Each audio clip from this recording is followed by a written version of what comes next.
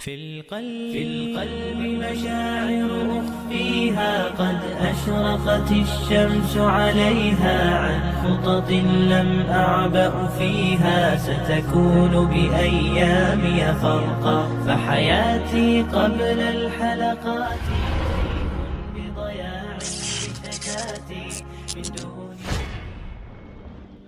Setelah Abdul Muthalib mengatakan, "Saya memberi nama Muhammad," ia pun pergi membawa bayi Muhammad masuk ke dalam Ka'bah, seraya berdoa dan mengucapkan syukur kepada Allah.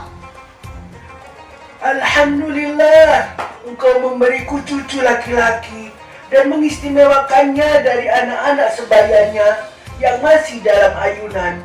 Aku mohon perlindungan kepadamu, ya Allah, untuknya dari setiap orang yang mempunyai niat buruk, iri dengki, dan mengacaukan perhatiannya. Engkaulah zat yang telah memberinya nama Ahmad yang tersebut dalam Al-Furqan. Pagi harinya, semua orang yang mendengar kelahiran Muhammad merasa senang sekali, terutama paman-paman dan bibi-bibi Muhammad.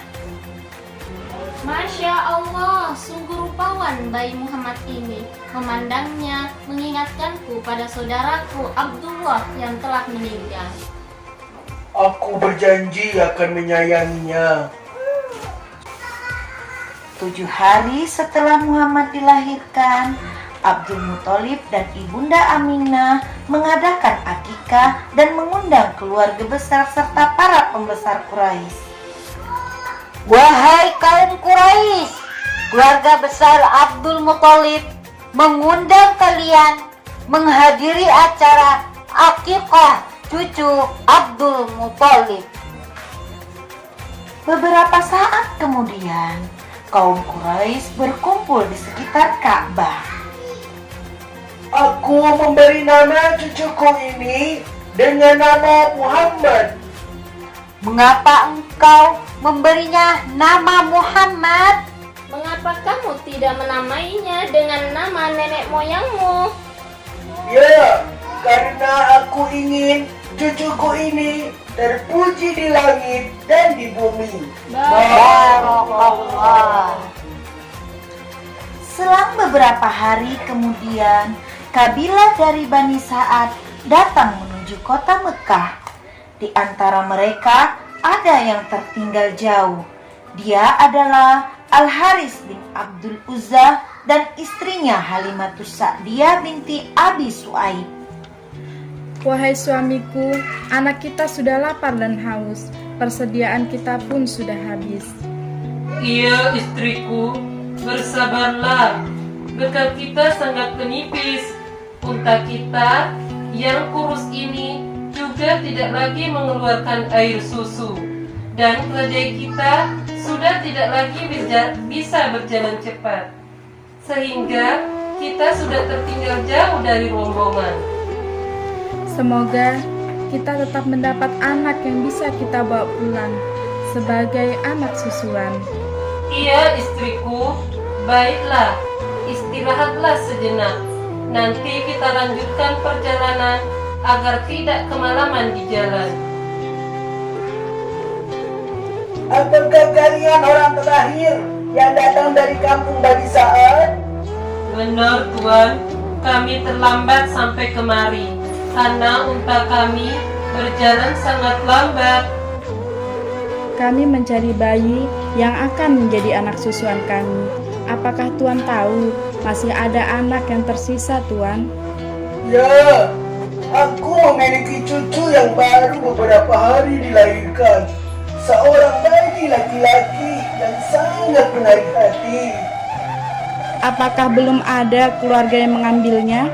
Belum, mereka semua tidak ingin mengambilnya. Karena cucuku ini adalah anak yatim. Ayahnya meninggal sebelum cucuku lahir. Apa yang dapat kita harapkan dari ibunya? Dia adalah seorang janda, sementara kami mengharapkan upah dari ayah anak yang kami ambil. Lihatlah dahulu cucuku. Tidak Tuan, Tibalah waktunya kabilah Bani Sa'ad untuk kembali ke kampung halaman. Halimah yang melihat semua teman dan tetangganya memiliki bayi untuk dibawa pulang, hatinya merasa sia-sia jika pulang dengan tangan kosong. Aku tidak mungkin pulang tanpa membawa bayi susuan. Bagaimana jika aku mengambil bayi yatim itu, wahai suamiku? Baiklah, kalau itu memang kemauanmu, lakukanlah. Semoga Allah memberikan barokahnya kepada kita lewat perantara anak itu. Halimah pun bergegas menuju rumah Aminah. Assalamualaikum. Waalaikumsalam. Silahkan masuk. Kami melihat ada rasa lelah padamu dan anakmu. Masuk dan istirahatlah dulu untuk menghilangkan rasa lelahmu. Tolong hidangkan sesuatu untuk tamu kita, Barokah. Baik, Ibu. Silahkan dinikmati hidangannya, Bu. Lalu mereka makan bersama dengan perlahan. Wahai ibu, letakkanlah anakmu di kamar itu agar dia dapat beristirahat. Jangan sungkan. Namaku Aminah. Saya Halimah dari kabilah Bani Sa'ad.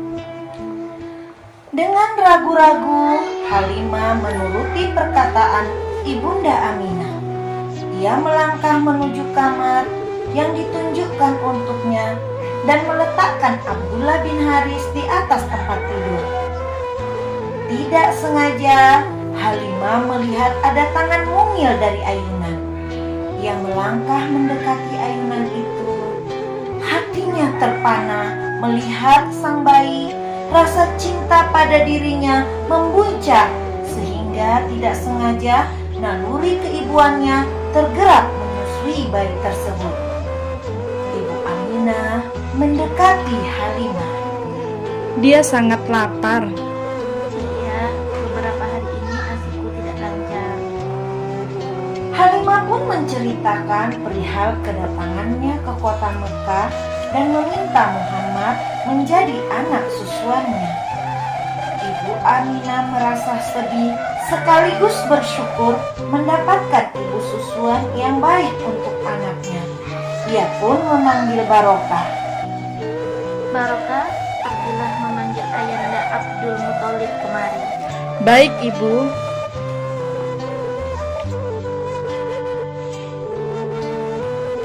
Setelah Abdul Muthalib berada di rumah Aminah, beliau pun tahu karena ada Halimah Sa'diyah di sana. Ibunda Aminah duduk sambil menimang sayang sang putra. Diciumnya wajah dan tangan kecil anaknya. Air mata mengalir deras di pipi putihnya. Merasa tidak sanggup berpisah dengan anak kesayangannya. Dengan terbata-bata, Wahai ayah, aku merasa takut berpisah dengan anakku. Aku takut berjauhan darinya. Bagaimana jika aku rindu? Bagaimana jika aku ingin memeluknya? Sementara kampung Bani Sa'ad jauh dari Mekah. Anakku, aku tahu ini berat bagimu, tapi ini tradisi bangsa kita. Lagi pula, dia tidak sendirian di sana. Anakku, kau harus merelakan Muhammad dibawa oleh mereka, karena kondisi kota tidak baik untuk perkembangan dan pertumbuhan cucuku. Tapi aku sangat mengkhawatirkannya, ayah. Anakku, jangan mengkhawatirkannya. Aku tahu keluarga mereka. Mereka keluarga yang sangat baik. Aku akan mengantarmu menjenguknya setiap kali ada kesempatan. mendengar penjelasan Abdul Muthalib, akhirnya Ibunda Aminah pun merelakan Muhammad disusui oleh Halimah. Baiklah, aku akan merelakan Muhammad diasuh dan disusui di kampung Bani Sa'ad. Wahai Halimah, kutitipkan anakku, asuhlah ia dan sayangilah ia sebagaimana engkau menyayangi anakmu.